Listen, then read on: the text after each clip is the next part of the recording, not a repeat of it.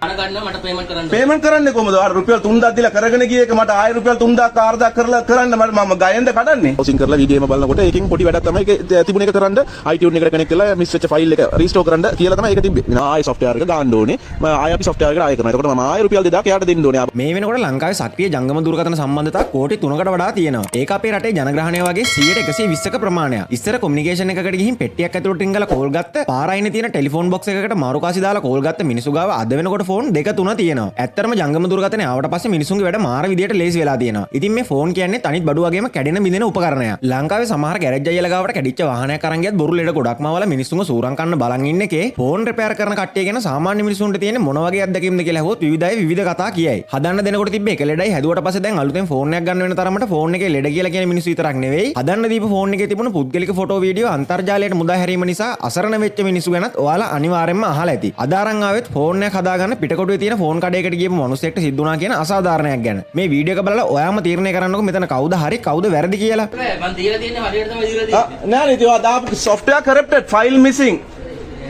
මම software developer කෙනෙක්. මම software developer ඔයාලා වෙන කට්ටිය ආවිල්ලා මේව කරන්න පුළුවන්. රවට්ටන්න පුළුවන්. හරිද? හරිද? ෆෝන් එක එහෙම නවත්තන්න බෑ. හරිද? මොනවද නවත්තන්න බැරි? මැෂින් එක නෙමෙයි මේක. ෆෝන් එක. මල්ලේ ඔයා දාපු software එකේ file එකක් missing. හරිද? signal එකේ sim එකේ signal එක ගන්නකොට මේ දාපු අප්ඩේට් එක කරප්ට් වුණා. ඔයා දාපු එක ෆුල්ෆිල් වෙලා නැහැ. ඔයා මෙතනත් පැය 8ක් විතර මාව තියන් හිටියානේ. පැය 8ක් කීයටද අපි ගෙනත් දුන්නේ 10ට උදේ. උදේ 10ට ගෙනත් දීලා මෙතන මේ සිග්නල් එක නෑ කියලා මෙතන බාගෙට මෙතන මේව කරලා අපි යනකොට කීයද වෙලාව 4:00යි 5යි අපි ගෙදර යනකොට. එච්චර වෙලාවක් අපි හිටියේ. හරිද? ඉඳලාත් ඔයා වෙන කොයිද කඩේකට ගිහිල්ලා තමයි මේක කරගෙන ආවේ. හරිද? ඔයා අනිත් කඩේ මොන කඩේද කියලා මන් දන්නේ නැහැ. මාව ගෙනිච්ච නෑනේ කොයිද කියලා. ඔයා මොනා කරන් ආවද කියලා දන්නේ නැහැ. ඊට පස්සේ මම දවස් දෙකක් මම ගිහිල්ලා පළවෙනි දවසෙත් මම කෝල් කරා. ඒ රෙකෝඩින් එක තියෙනවා. මම ඇවිල්ලා පළවෙනි දවසේ කෝල් කරපු මේ එකක් තියෙනවා මගාව රෙකෝඩින් එක ස්ටක් වුණා කියලා මෙයාට කෝල් කරලා කිව්වා. ෆෝන් එක ස්ටක් වෙනවා. මෙයා කිව්වා බැටරිය බයිනකන් ඉඳලා ඊට පස්සේ මේව කරන්න කියලා. ඊට පස්සේ ඊළඟ දවසේ බලනකොට වැඩ කරේ නැහැ. ඊට පස්සේ පොඩි වෙලා ඔව් ඉතින් මෙතන මේ කන්වර්සේෂන් එක ගන්න එපා වාගෙත් එක්ක. දැන් ඔයා කරන්නේ නැහැ කියලානේ කියන්නේ. මම ගාන ගන්න මට පේමන්ට් කරන්න. පේමන්ට් කරන්නේ කොහමද? ආ රුපියල් 3000 දීලා කරගෙන ගිය එක මට ආයෙ රුපියල් 3000 4000 කරලා කරන්න මම ගයෙන්ද කඩන්නේ. නෑනේ. ඔයාට අදාළ නැහැ කියන්නේ ඔයාට අදාළයි මේ ඔයා අදාළ දුන්නා නම් ඒක පොඩ්ඩක් අරන් කරලා කරන්න ඕනේ. බෑනේ. ආයිබෝවන් මෙම පෝස්ට් එක මම ෂෙයා කරන්න හේතුව තවත් කෙනෙක් රැවටෙන්න ඕන නැහැ. තවත් කෙනෙක්ට මේ වගේ අසාධාරණ වැඩක් වෙන්න ඕන නැහැ. වංචාවට අවු වෙන්න හොඳ නැහැ. මේ වගේ ඔලුන්ගෙන් ප්‍රවේශම් වෙන්න මේ වගේ ව්‍යාපාර ස්ථාන කඩවල් අඳුන ගන්න. එකනේ දැම්මොත් තමයි තව කෙනෙක් මේ දෙයට රැවටෙන්නේ නැහැ. ඒක නිසා මම සමාජයට මුදාරින මැසේජ් එක තමයි මේක. මම මගේ iPhone X එක Apple iPhone X එක 31 වෙනිදා දෙසැම්බර් 31 2025 උදේ 10 මාට වගේ quick mobile කියන main street එකේ තියෙන මේ shop එකට ගෙනියලා අප්ඩේට් කරන්න දුන්නා. අප්ඩේට් කරලා ඒගොල්ලෝ අප්ඩේට් එකට පැය 6ක් අතක් ගත්තා. සාමාන්‍යයෙන් මම 10 මාර 11ට වගේ ෆෝන් එක හෑන්ඩ් ඕවර් කරේ. එතනින් මේ iTunes එක ඩවුන්ලෝඩ් කරන්න ඕනේ කියලා GB 7ක් තියෙනවා කියලා ඒ GB 7 පැය 7ක් ඩවුන්ලෝඩ් කරා ඒක. ඒගොල්ලෝගේ සිග්නල් ප්‍රශ්නේ අවුල් එමෙ කියලා මේ ඩවුන්ලෝඩ් කරලා ඒක මේ ඉන්ස්ටෝල් කරනකොට ඒකක් ගත්තේ නැහැ ෆෝන් එකට. මේ 87ක් 87% ඇවිල්ලා එරර් වුණා. ඊට පස්සේ තවත් වෙන shop එකට අරගෙන ගියා. වෙන කොයිද මන් දන්නේ නැහැ. මං කඩේ හිටියේ ඒගොල්ලෝගේ අරගෙන ගිහිල්ලා එතන මේ ඉන්ස්ටෝල් කරගෙන ගෙනත් දුන්නා. මම ඉතින් එතන චෙක් කරලා මේව කරනකොට ඉතින් එතන මේ වැඩ කරා. ගෙදරට ගිහිල්ලා මේ මම පාවිච්චි කරන්න පටන් ගන්නකොට ස්ටක් වුණා. එදා රෑම මම කෝල් කරලා කිව්වා දැනුවත් කරා මෙන්න මේම ස්ටක් වුණා මගේ ෆෝන් එක. මොකද්ද හේතුව කියලා. එහෙම ස්ටක් වෙන්න විදියක් නැහැ නේ කියලා. ස්ටක් වෙන්නේ නැත්නම් ඉතින් බොරුවට ස්ටක් වෙනවා කියලා කියන්නේ නැහැ නේ. ඉතින් ඒගොල්ලෝ කතාව විලාසෙම. එතකොට මම කිව්වා නෑ ස්ටක් වෙලා තියෙන්නේ මම දැනුවත් කරන්න කෝල් කරේ. එහෙනම් බලන්න මේවා එක දිගට මේ software එක අප්ඩේට් කරපු නිසා මේ ෆෝන් එක ස්ටක් වෙලා ඉදී ෆෝන් එක බැටරිය බයින්න දීලා ආයේ charge එකට දාලා ස්ටාර්ට් කරලා බලන්න කියලා. මම එදා රෑම ෆෝන් එක තියලා ඊළඟ පවුරද අවුදේ ෆෝන් එක බලනකොට ඔෆ් වෙලා තිබ්බා. ආයේ charge එකට දාලා මේ charge කරනකොට charge කරා ෆෝන් එක ඔන් වුණා. ඔන් වෙලා ටච් කරා ඒ කිසිම දෙයක් වැඩ කරන්නේ නැහැ. ටච් එකේ මොකුත්ම කරගන්න බෑ. ඊට පස්සේ පැයක් විතර පැයක කාලයක් විතර පසුනායින් පසුව මේ ටච් එක වැඩ කරන්න පටන් ගත්තා. ඊට පස්සේ මම මගේ අනිත් ෆෝන් එක Android ෆෝන් එකේ මේක දාලා මේ hotspot එක දාලා මම පාවිච්චි කරා ඉන්ටර්නෙට් දාලා ෆෝන් එකට iPhone එකට ඕන කරන App Store එකට ගිහිල්ලා app එක download කරගෙන පාවිච්චි කරා. මේක මට වැඩේ උනේ ඇවිල්ලා SIM එක දාන්න පටන් ගන්නකොට. SIM එක මම දාලා එතකොට මම දවස් දෙකක් තිස්සේ මම පාවිච්චි කරේ hotspot එකේ පාවිච්චි කරනවා කිසිම දෙයක් software එකේ ප්‍රශ්නයක් ආවේ නැහැ. මේ SIM එක දාලා SIM එකට reload එක දාලා ෆෝන් එක අරන් බලනකොට ෆෝන් එක off වෙලා තිබ්බා. නිකම්ම off වෙලා තිබ්බා. එතකොට මම බැටරිය charge එතකොට බැටරිය තිබ්බා percentage 8ක් විතර තිබ්බා මට මතකයි හැටියට මට ෂුවර්.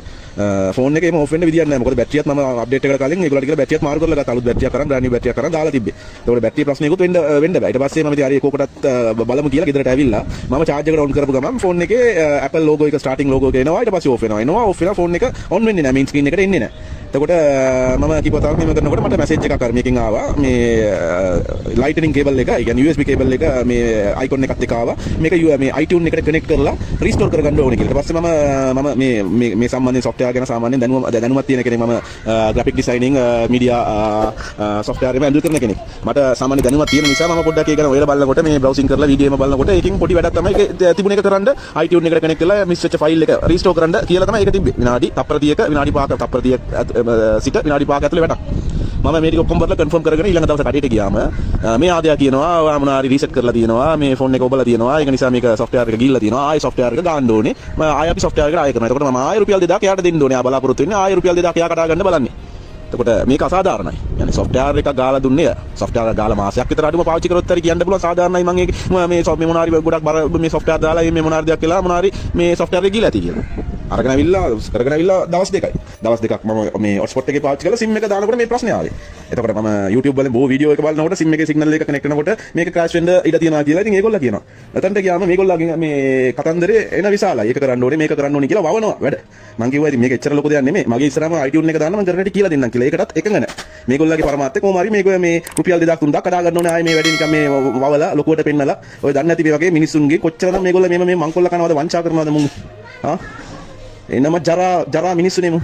ඊට පස්සේ මම පොලිසියට පැමිණිලි කරා. පොලිසියෙන් කඩේට කෝල් කරලා කඩේ ඉන්න කට්ටියව ගෙන්න ගත්තා. එනකොට ආවේ මගේ ෆෝන් එක අප්ඩේට් කරපු එක්කෙනා තමයි. ඇවිල්ලා ඊට පස්සේ එයාත් එයාගේ පැත්තෙන් කතාව කිව්වා. මම ඉතින් පොලිසිය ඉස්සරහම මම කිව්වා ඉතින් එහෙම වෙන්න දෙයක් නැහැ.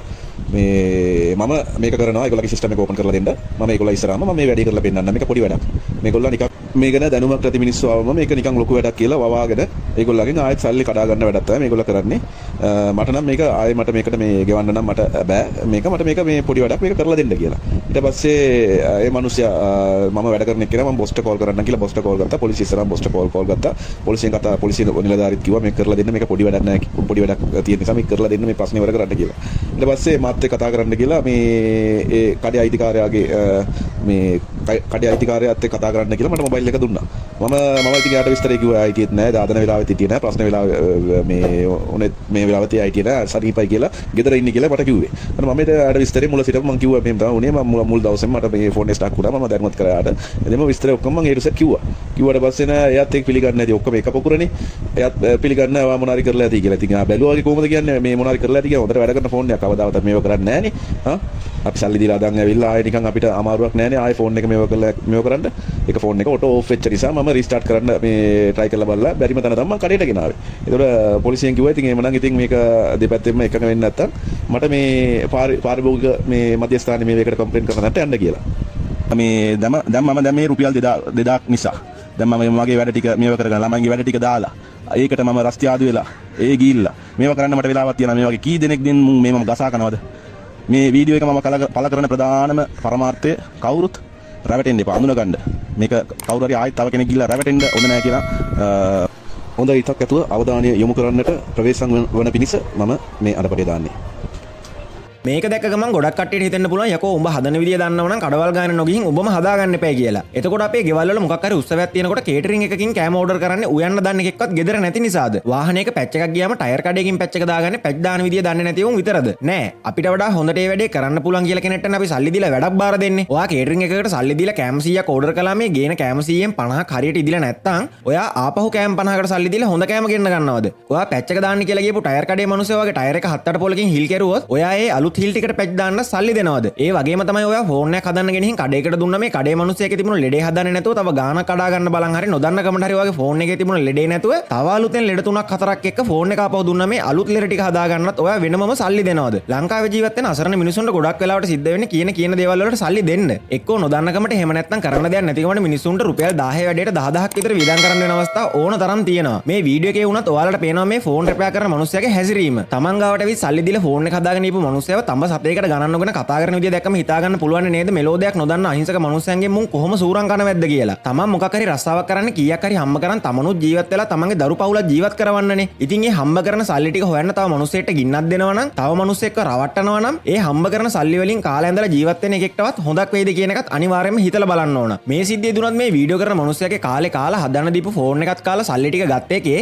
මේ මනුස්සයා ආපහු ඒ ෆෝන් එක උස්සන් ඇවිත් ඒ හදාගෙන ගිය එක ආපහු කැඩිලා කිව්වම ඒක හදන්න ආපහු සල්ලි ගෙවන්න කියනකට වඩා පොඩි වැඩක් නම් කතා කරලා එක කරලා දුන්නා නම් කොච්චර වටිනවද? එහෙම වුණා නම් මේ වීඩියෝ කරන මනුස්සයා දාන්නේ මේ වගේ වීඩියෝ එකක් නෙවෙයිනේ. මෙන්න මේ කඩෙන් මම මගේ කැඩිච්ච ෆෝන් එක හදාගත්තා. මේ කඩේ ඉන්නේ හරිම සුවදශීලී මනුස්සයෝ. ඔයාලත් ෆෝන් එක හදා ගන්න ඕන නම් 130න් එක ප්‍රධාන වීදියේ පිටකොටුවේ තියෙන ක්වික් මොබයිල් එකට යන්න කියලානේ කියන්නේ. ඒත් ඉතින් මේ වීඩියෝ එක දකින කවුරුවත්ම මේ වගේ ගූපුච්චන් කණ එකෙක් ගාවට තමන්ගේ ෆෝන් එක අරන් යන්නේ නෑනේ. මේ වගේ කපටි වැඩ කරන ෆෝන් කඩ ඕන තරම් ලංකාවේ තියෙනවා. උන් මිනිස්සුන්ව රවට්ටලා මිනිස්සුන්ව සූරං කාලා සල්ලි හම්බ කරලා දරු පවුල් නඩත්තු කරනවා. ඒව ගැන හොයලා බලන්න ඒවට විරුද්ධව ක්‍රියාමාර්ග ගන්න පාරිභෝගික අධිකාරියක්වත් නැති රටක ජීවත් වෙන මිනිස්සු ඇත්තරම පව්. මේ වීඩියෝ එක දැක්කම ඔයාට මොකද හිතුනේ? මහජන මුදලින් නඩත් වෙන පාරිභෝගික අධිකාරියක් තියෙන ලංකාව ලෝකේ තියෙන පාරිභෝගිකයන්ට වෙන්න පුළුවන් හැම සාධාරණකමම වෙන රටක් නෙවෙයිද? මේ වගේ වැඩ කරන උන්ගේ මුන්ගේ පවුල් වල උන්ගේ සබහාදාමෙන් අබ්බගත කරනකල් බලන් ඉන්නේ නැතුව අපේ රටේ බලධාරීන්ට මේවා හරියට නියාමනය කරන්න බැරි ඇයි? ඔයාට හිතෙන හැමදේම අනිත් අයට බලන්න පහලින් කමෙන්ට් කරන්න. මේ වීඩියෝ එක ලයික් කරලා හැමෝටම බලන්න ෂෙයා කරන්න. මේ වගේ වීඩියෝ දිගටම බලන්න අපේ හලියා YouTube නාලිකාව subscribe කරලා තියාගන්න. ආයෙත් වීඩියෝ එකකින් හම්බෙමු. ජය වේවා.